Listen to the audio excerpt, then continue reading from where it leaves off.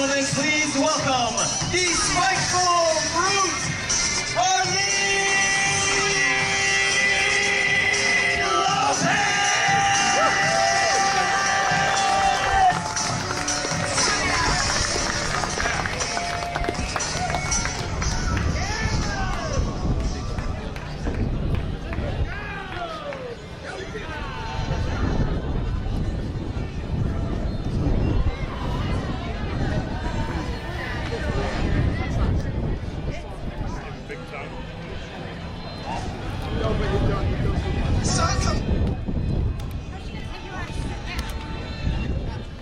When the sun go down, it's a cold winter.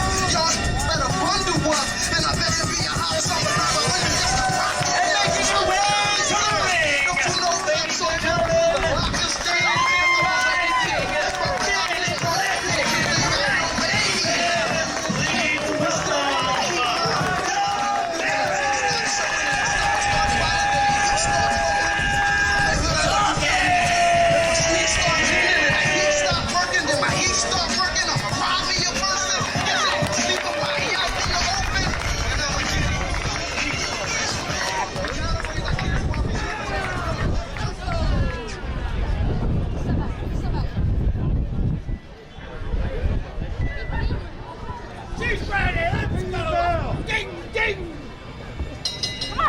That's a very light bell. And we're going to do bell-to-bell, old-school Smart Mark video style here. Diamond Joe Leonard being joined by Avery Good, professional commentator and president? Director. Director of the championship committee for Jerry.tv. Jerry.tv, they pay the big bucks, so I'm there. But yeah, right now I want to go back to that bell ringing. Like, that really brings down the quality of a show, right? It makes us seem like unprofessional wrestling. You really got to hammer that bell. Next time we're here, I think you and I maybe run a little seminar with whoever the kid is they got ringing the bell over there. Like, this is how, like, you're not going to break it. Right. Like, it's steel. Like, we're in the steel, is this the Steel City, Bethlehem? No. No, they got, like, they're known for steel. Allentown, actually. Oh, and we're close enough to the Steel City that you should know that the steel bell is not going to break if you bang that thing really hard with a hammer or whatever it is you're hitting with, a turnbuckle. And listen, we're not doing justice to what we're seeing here in the ring. Yeah, we're some seeing excellent chain wrestling. Excellent chain wrestling, very evenly matched up contest here with the debuting Damaris Dawkins, my apologies, taking on Harleen Lopez, who we've seen here before. Again, I know Damaris has the advantage, experience-wise, of course. Both have trained together more recently. I was going to say, both of these ladies I see quite often at just different seminars or trainings or different places I pop up, whether they're wrestling on the show or they're not. If there's a ring around, they seem to be around it, right? Just like little sponges trying to soak up all of the wrestling knowledge that they can from whoever is offering it. Well, so I see them both growing at an exponential rate. Wrestling knowledge is one thing, but definitely you're seeing a lot of expertise use at two very relatively young competitors in using their own body as leverage there to keep the other on the canvas, and now we're at a little bit of a stalemate here. It'll be interesting to see who makes the first mistake in a contest like this, Avery. Yeah, or who just, right? Sometimes it's not a mistake. Sometimes you just establish dominance. Or frustration. That works too, but sometimes you just figure out, right? There's multiple offensive strategies you can use in a wrestling match. Sometimes you just figure out which one you're just straight up better than somebody at. Are you stronger? Are you faster? Are you more technically sound? Right? Are you a better submission wrestler? Are you... whatever. And see, right now it looks like they're both very evenly matched when it comes to technical expertise. You're seeing a little, lucha flavor there, and that arm drag adds a little spice to that. Ooh, and Damaris now in control of this.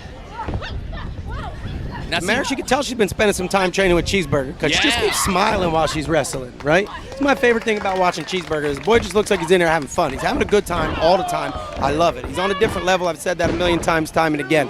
But you could just see that love of professional wrestling, and it's a confidence. I saw Damaris about a year ago in the Women's Super 8 at ECWA, and she didn't have that confident swagger that she's walking around with right now. That's just, I've reached a level that I know I can get in the ring and come out the victor more times than not.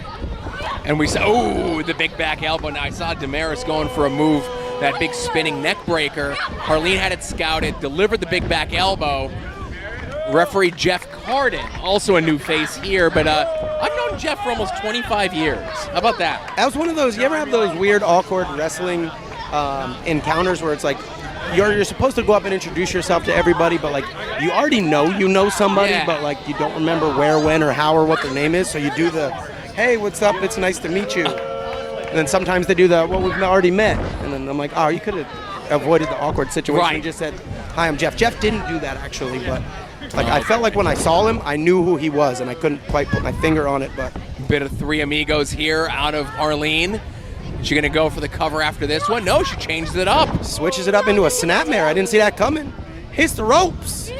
Modified Meteora. Usually you see that off the top rope. This time, accelerated running on her opponent. And this is very smart here by Damaris as well. After she kicks out, she's trying to get some distance between herself and her opponent, not just laying on the mat there so your opponent can hop back on, get a hold, go for another pin. Get yourself to those ropes. Create distance, right? Running forearm. Trip, roll. And again, it seems like Harleen is favoring that big double knee strike. We saw it off the ropes. We saw it in the corner. Ooh, stuck her with the cannonball in the corner. Really needs to get Damaris away from the ropes. Go for a cover instead. Butterfly suplex, almost like a little bit of a brain buster there. Dropped it right on top of her head. I would almost even lean toward the old school Cactus Jack double arm DDT. Oh, yeah, there you go. Bang, bang. Now, referee's got to be real careful to hold like this. Sort of cross-face maneuver. Oh, not that it matters. Damaris went for a cover off of that, but this is a move that can slip from above the chin to under the chin, going from a submission to a choke very quickly. Sneaky, sneaky. Damaris not panicking, though. Again, that comes with time in the ring. That comes with confidence. Knowing, hey, you're going to get yourself in sticky situations inside of a wrestling ring. It's unavoidable. Knowing how to get out of them. Not only getting out of them, but sometimes turning them into your favor, right? That's what those confident, well-polished wrestlers are able to do. Right, and you'll see many times somebody will be in that hold, and they will just scramble to try to get to the ropes. And they panic button a little bit. They don't know what to do. Button. Damaris did not. Inside cradle. She decided to use her momentum, try to go for multiple pinfall attempts until Harleen broke the hold.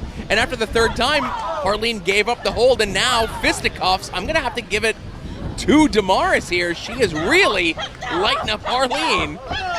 Big old strike. Some of my favorites, right to the belly punch. Something I don't know. I used to throw a big old belly punch back in my wrestling days. It's one of my favorite things to do. Just punch a guy dead in the belly, knock the wind out of him, right? My son the other day gave me a Pokemon card of my favorite Pokemon, which is the Primate. Oh, that's a good one. And one thing was listed on the front. Like, what was his offense maneuver? Punch. The belly punch. Oh, it specifically said belly punch, and I was like, it was destiny. Destiny indeed. We got an ab stretch over here. Abdominal stretch here. You see Harleen was trying to get the ankle hooked around the back, or her foot around the back of the ankle there of Damaris. Couldn't get it, and that's how Damaris was able to get out of that hold. It's a very simple thing that so many people forget to do, and Harleen was trying for it. So you know who never forgot to do that in an ab stretch? Me.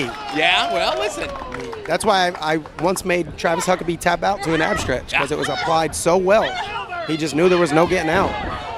Was going for we got a little sunset flip too, kick out. I wasn't really sure what Harleen was going for there, maybe a crucifix perhaps, but Damaris was able to get out of it, reverse the offensive maneuver, backslide, and look at that, quick to her knees. So far, I'd say very evenly matched as far as strength and power. I am seeing so many of the little things that you see the guys that have been doing this for 10, 15, 20 years that they forget to do.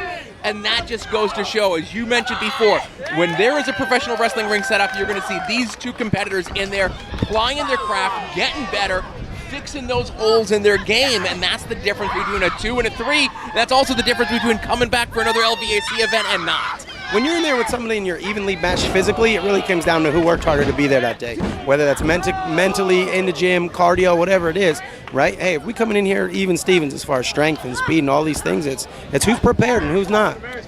Big Emerald. Both these ladies seem prepared, though. They knew what the opportunity was here today in front of this crowd here at Coca Cola Park.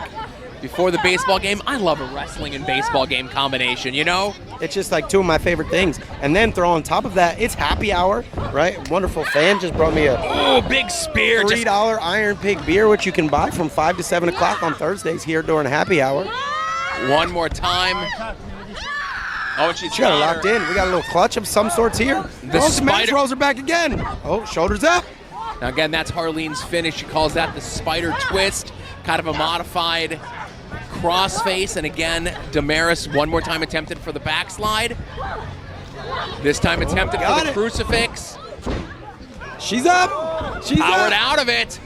How often do you see someone power out of a crucifix like that? Never. She's no weakling, that's for sure.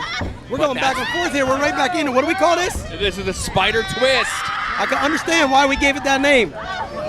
There are arms and legs and tapping out, tapping all over the place right now.